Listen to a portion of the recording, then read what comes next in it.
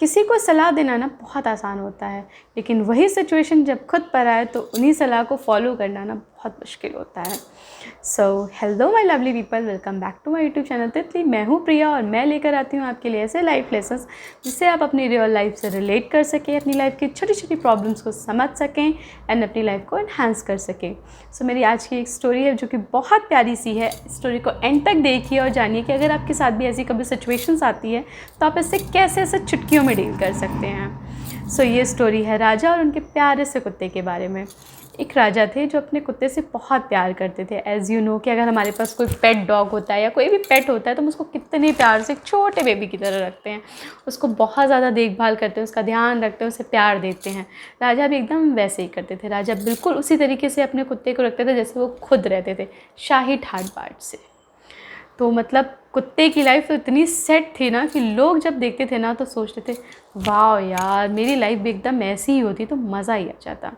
मतलब राजा अपने कुत्ते से इतना प्यार करते थे कि राजा कहीं भी जाते थे ना, इवन पॉलिटिकल मीटिंग्स हो या उनकी प्रजा लगी हो, सब कुछ हो, राज दरबार में बैठे हों, तो भी वो अपने कुत्ते को अपने बगल में बिठाते थे और वो कुत्ता हमेशा उनके साथ रहता था। एक समय ऐसा आया कि राजा को दूसरे देश जाना था एक राजा से मुलाकात करने, और उसका सफ़र उनको समुद्र पार करके जाना था। लेकिन राजा अपने कुत्ते को छोड़ के जाएं, ऐसा तो भाई हो नहीं सकता था। राजा ने जाने की तैयारी की, कुत्ता भी जाने वाला था और कुत्ते का ये पहला समुद्री सफ़र था। तो राजा जब नाव में बैठे तो राजा के साथ उनके कुछ मंत्री बैठे और कुछ यात्री बैठे और कुछ उनके सेवक बैठे और भाई कुत्ते महाराज बैठे। तो जैसे कुत्ते का पहली बार था, वो कुत्ता इतना एक्साइटेड हो गया कि वो ज़ोर ज़ोर से उछलने लगा। राजा को देख के बड़ा आनंद आ रहा था कि वाह भाई, मेरा कुत्ता तो बड़े मज़े कर रहा है। लेकिन जो उसमें यात्री बैठे थे ना और जो उनके मंत्री और सेवक, उनको डर लग रहा था। उनको ऐसा लग रहा था कि कैसा ऐसा ना हो कि नाव डिसबैलेंस हो जाए, कुछ यात्री नीचे गिर जाएं या फिर पूरी नाव ही पलट जाए। लेकिन भैया राजा का कुत्ता बोले तो बोले कौन, किसी की हिम्मत नहीं थी कि राजा से बोले कि भाई कुत्ते को उतार दिया जाए। कोई नहीं बोल पा रहा था। शुरू में तो राजा को भी बड़ा मज़ा आ रहा था कि भाई मेरा कुत्ता तो बड़ा अटखेलिया कर रहा है, बड़े मज़े कर रहा है, बहुत खुश है, और उनका कुत्ता खुश तो वो खुश। लेकिन धीरे धीरे उनको भी डर लगने लगा। उनको भी ऐसा लगने लगा कि बहुत देर हो गई है, अभी तक उछल रहा हो, ऐसा ना हो कि ये नाव ही पलट जाए। लेकिन वो कुछ बोल नहीं पा रहे थे और बाकी लोगों में इतनी हिम्मत नहीं थी। लेकिन उसी बीच में एक ऐसे व्यक्ति बैठे थे जो काफ़ी बुद्धिमान थे। वो राजा के पास आए और बोले, महाराज मुझे माफ़ करिएगा, लेकिन मेरी एक गुजारिश है आपसे। महाराज बोले, हाँ भाई बताइए। बोले कि मुझे पता है कि उस कुत्ते को कैसे डील करना है, मैं इस कुत्ते को ठीक कर सकता हूँ। तो बोले अच्छा ठीक है करो, क्योंकि भाई बात तो लोगों की जान की थी। तो वो बोले आगे बढ़े और अपने साथ 2 आदमियों को बोले भाई इधर आओ। 3 लोगों ने मिलके उस कुत्ते को उठा के नाव के बाहर फेंक दिया। जैसे ही कुत्ता नाव के बाहर गया, सारे लोग आश्चर्यचकित और कुत्ता छटपटाने लगा।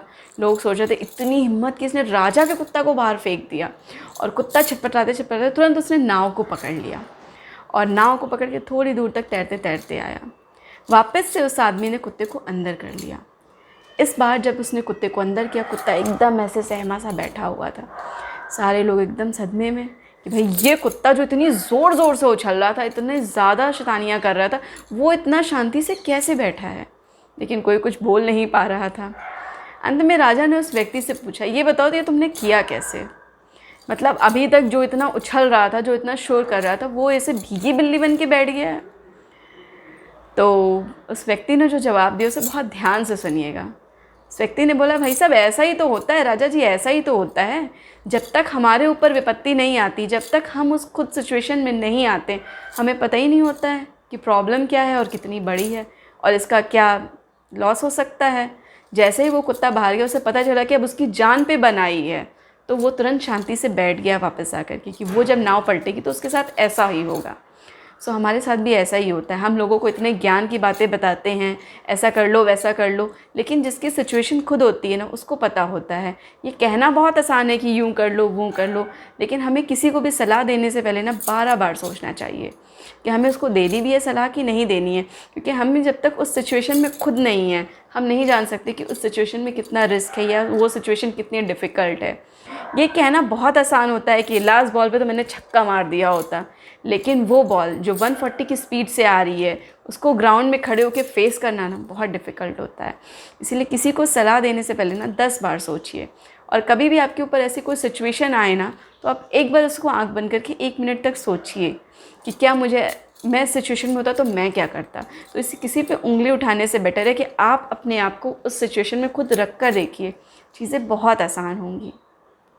आई होप आपको ये स्टोरी अच्छी लगी हो। अगर अच्छी लगी हो तो प्लीज़ इसे ज़्यादा से ज़्यादा शेयर करिए। आई वांट कि हर इंसान तक पहुँचे जिसको इसकी ज़रूरत हो या इससे स्टोरी से कोई फ़ायदा मिले, इस लाइफ लेसन से उसकी लाइफ इन्हांस हो जाए। सो प्लीज़ इसको ज़्यादा से ज़्यादा शेयर करिए अपने फ्रेंड्स, अपने फैमिली, अपने रिलेटिव्स को। एंड अभी तक आपने अगर मेरे चैनल को सब्सक्राइब नहीं किया तो प्लीज़ डू सब्सक्राइब, लाइक। अगर आपको स्टोरी अच्छी लगी है तो प्लीज़ लाइक करिए, और नहीं अच्छी लगी तो प्लीज़ कमेंट बॉक्स में बताइए कि आपको क्या नहीं अच्छा लगा है। So I will try to enhance, and as you know, sharing is caring, so please share. Thanks for watching. Bye bye.